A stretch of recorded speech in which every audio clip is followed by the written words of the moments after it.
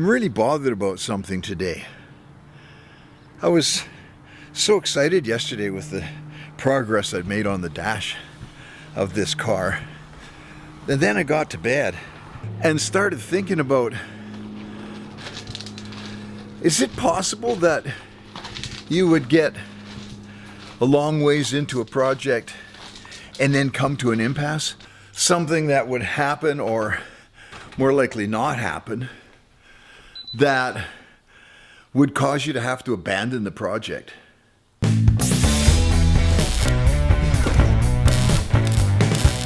I'm not interested in just adding a bunch of drama to the story of this car.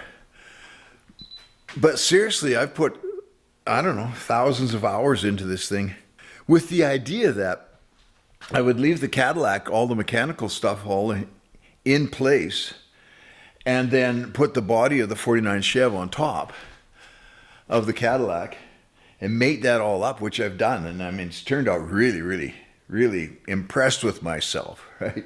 The idea being that when it's all together and I get it all painted and, it's just ready to go, I open the garage door, I turn the key, and the thing runs like a Cadillac. But the question that comes up in my mind is, what if it doesn't run? What if I've messed up so much wiring because I've unhooked so much stuff that when I turn the key, it doesn't run? So thinking about, I actually really got, kind of downhearted about it, which is strange.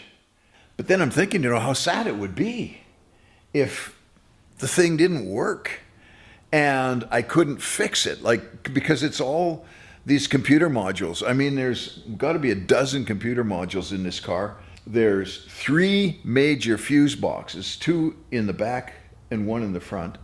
And you unhook all of this stuff, airbags. I know that's going to be blinking lights and buzzers and everything. There's a computer module for each door. Those are gone. I mean, I still got them sitting here, but that's all unhooked. So here's what I'm going to do. Because I have the dash all finished and ready to go, I'm going to reassemble it. Assemble it as though it's ready to drive one more time. It's an extra time, I know, and it's going to take a few hours. But when I do all that, I'll have the major systems hooked up, the gauges, the heater, air conditioning controlling, the motor and everything is still hooked up. What's not going to be hooked up is any lights, horns, peripheral stuff like that. But then I'm going to turn the key and see if this thing fires up. And then I'll put the code reader on it and see what's showing up for problems. I've eliminated the catalytic converters, which that will be an error code, except that I put in some tricky little things to move the sensor to make it act like it still has a catalytic converter. So hopefully that'll be okay. Otherwise, everything mechanical as far as the engine goes, all the way back to the ABS brakes, the traction control, all of that kind of stuff is all in place. So for this maze of wires that comes back to the tail end of the car, and it actually went up onto the ceiling of the Cadillac to run the power roof and all of the radio antenna, and then right over to the front for some of the speakers that were in the pillars by the front windshield. That's all going to be routed out of there. So I have made sure that every ground that I took apart, that I refastened it again. So all of the grounds throughout the car are still good, because that's always a problem. And then I've connected up the ABS brakes and the gob of wires that goes to the fuel tank for the fuel pump, the sender and sensors and all that kind of stuff. So that's all there. Otherwise, most of this stuff gets eliminated, but I'll just need tail brakes, signal lights, and a trunk release button. That's going to be usually electric release for the trunk. Dealing with the doors, each door has its own computer module. I'm hoping I can eliminate that altogether, because I want to use different kind of power windows in there, hopefully, that are easier to install and don't take up as much room. The old Cadillac power windows are so fat. Those doors were huge inside, so I don't have much room in the 49 Chev door. So I need to use, I've got some power window units out of like square body Suburbans and stuff like that. I've got a bunch of them. So those will be the best ones to use. And they're simple. 2 wires, man, up and down and ground. So my next job here is to reroute the wires under the dash and make sure that they're all in the right place. And then we're going to put all the dash together, step by step, working our way out. We did finish doing the soundproofing under there yesterday, and then I got the wiper mechanism in. I had to change this piece of stainless trim here, move the hole over. I got to fill this hole somehow, but I've cut a new hole in here so that the wiper transmission will go through there into the inside of the car. So anyway, let's put this thing together and give that key a crank and see what happens. So I've got all this boxy, bulky heat, air conditioning, defrost, all that stuff. I've got it bolted together with this brace here that I made. So I'm going to take that off and then reroute these wires up into there and put them where they need to go. Mount this box somewhere up in there. I don't know what it's for, but it's probably really important.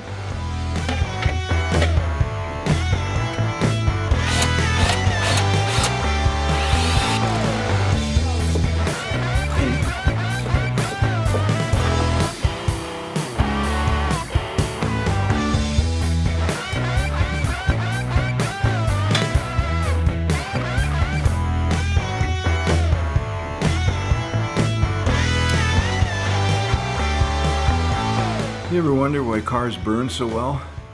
This is the shielding off the wire, and especially once they catch some momentum.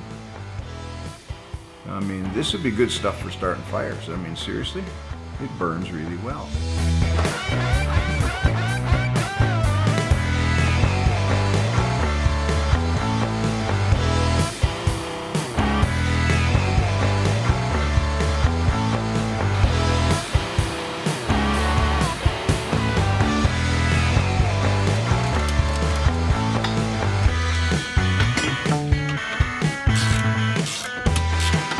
You don't ever want these slipping off because you'd have to take the whole dash out to put them back on. Better to be safe.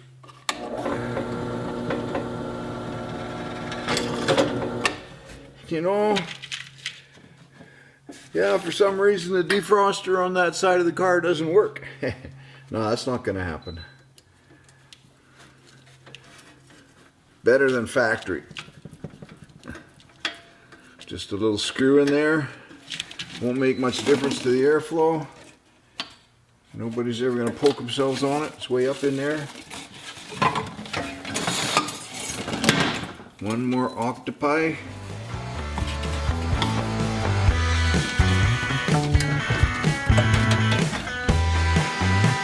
Do you think I could build a car from scratch? It would be easier than doing it this way. I'm pretty sure. That might not have air conditioning in it though. That's the original Chev defroster.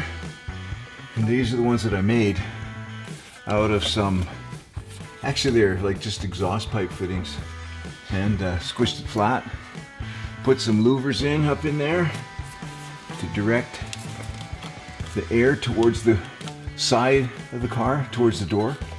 I want to keep the corners of these windshields and the door windows clear. I don't know if these need a screw in them or not. If they do, it'll happen later.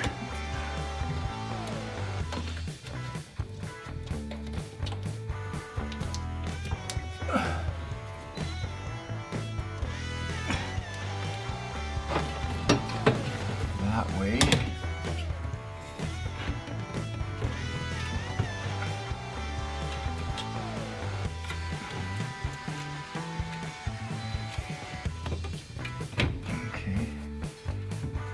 This one has to kind of slide into place. Look at that, eh? Oh, yeah.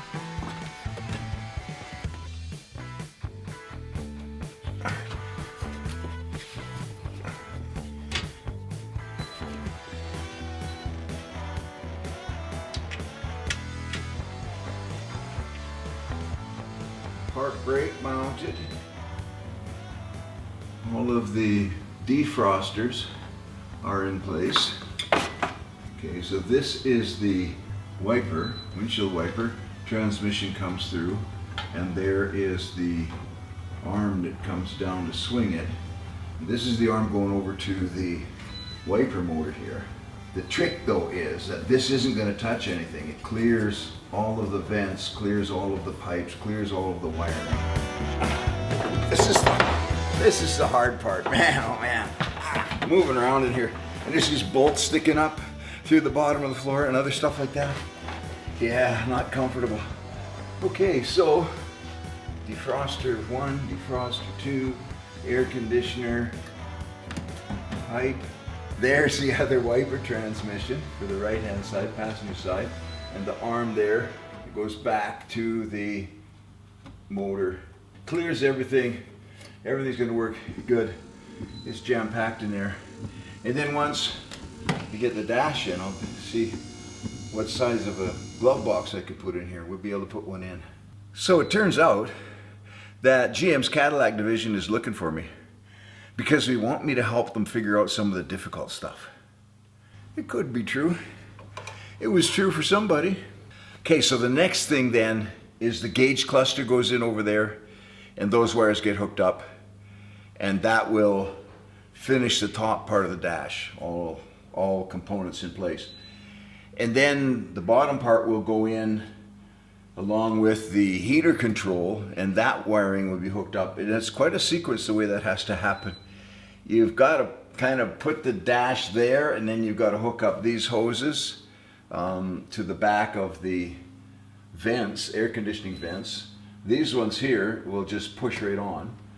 But I've got it all listed in a note so that when I come to the final assembly, what'll happen is basically if you back up, the windshield goes in after the car is painted, and then the trim goes on, and then the wiper transmissions come through, and then the dash has to be assembled after that because you can't get in there otherwise. So what does that mean? That means that the dash has to be painted in 2 pieces, and then the rest of the car painted, the windows in and everything like that, before the final assembly where that dash will all come together, you know, pretty cherry red color, and never to be taken apart again as long as nothing goes wrong.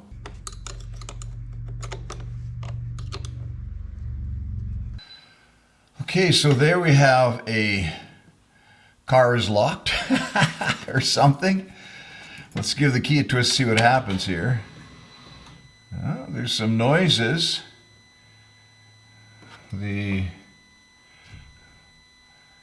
I guess that's not too far out of the ordinary.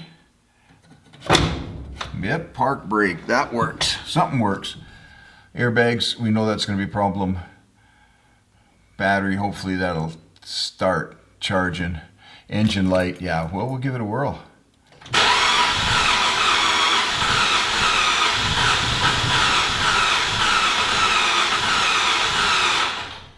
It's almost going to run. One of the issues that we've had a couple times is that after the car sits for a while, it doesn't want to start.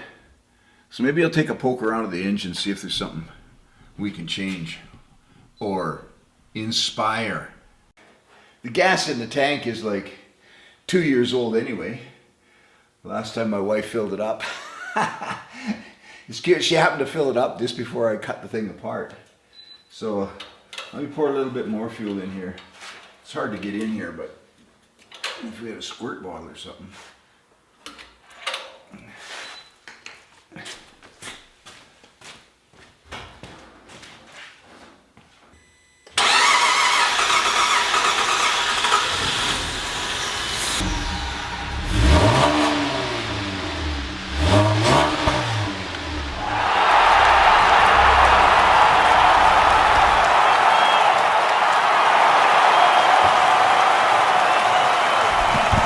All right, let's see what kind of engine codes we're getting here.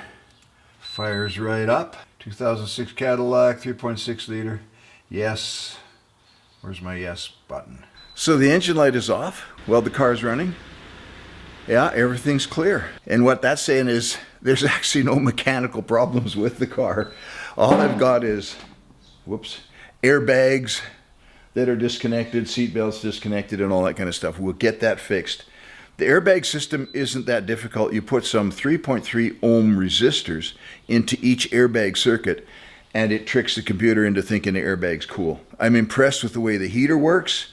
I actually had to change heater cores in the car as we've gone because there was no heat coming out on the driver's side. That's fixed now. There's nice heat coming out. Defrosters work good. Air conditioning is nice and cold. Now I can't wait to get this thing painted, get the windows in it, and get on the road. So then the next question is, maybe the real question, is so what would you do, Al, if it didn't work? I'm just finishing off this episode. Tea and a blue muffin. And a muffin. Oh, look at that. She's even opening my muffin. Isn't she sweet? Bet you wish you had one like this. Thank you, honey. Best woman in the whole wide world. So technically the question is, do all of the systems in the car work together interdependently? And apparently they don't. So I've eliminated all of the radio, telephone system, the airbag systems, all of the door modules, and whatever else, right? And the car still works, and works fine. So obviously then the issue is those things are separate. And you can cut them out and you still have a good car. But the question is, so what if that wasn't the case? If this was your traditional 49 Chev, I would have just started to build my own wiring harness from scratch, one wire at a time. You want power there, you put power there. You want to switch in the line, you do that. Make sure everything's grounded. It's quite simple, actually, and I've done it with every other project. But if you're doing it that way, then you've got to buy gauges that work, right? You've got to buy a fuel sender from the fuel tank that works. Everything has to work together, and you've got to coordinate all that stuff. Well, the Cadillac already has all that stuff. See, if this hadn't worked, I'd have to chuck those gauges. Oh man, truth is I can't eliminate this gauge cluster now. I've built the whole dash around it. So what would you do then if it didn't work? All I could say is, thank God it works. But anyway, glorious day, it works. We're on our way to the next project with greater excitement and greater confidence, and then sleeping well at night. That's going to be really good too. But yeah, so I just can't wait now to get this thing on the road because, you know, you start it up and you run it and everything works. And I mean, I cleared all the errors out of the computer system with the OBD reader. And now you fired it up and the engine light doesn't even come on. So yeah, that's good, eh? Praise Jesus. And you say, what does he have to do with it?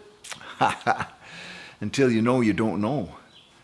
But it's amazing how many projects that I've put together and come to an impasse.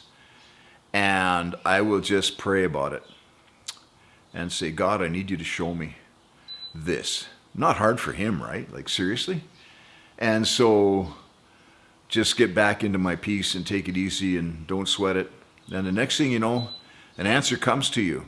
You know, like when I'm mentoring our students in Thailand and working on building project, we built some amazing things like a sawmill and a coffee shop and, you know, different construction projects, and teaching them how to do welding and plumbing and all of that kind of stuff as we go. And they have a saying, well, you know, Al's going to sleep on it. And in the morning, he'll have an answer. And it's true. Inevitably, if you keep your peace and just say, God, you could show me how this works. You could show me a solution to this. There will be an answer. And it's exciting to have that kind of relationship with the God who made us. If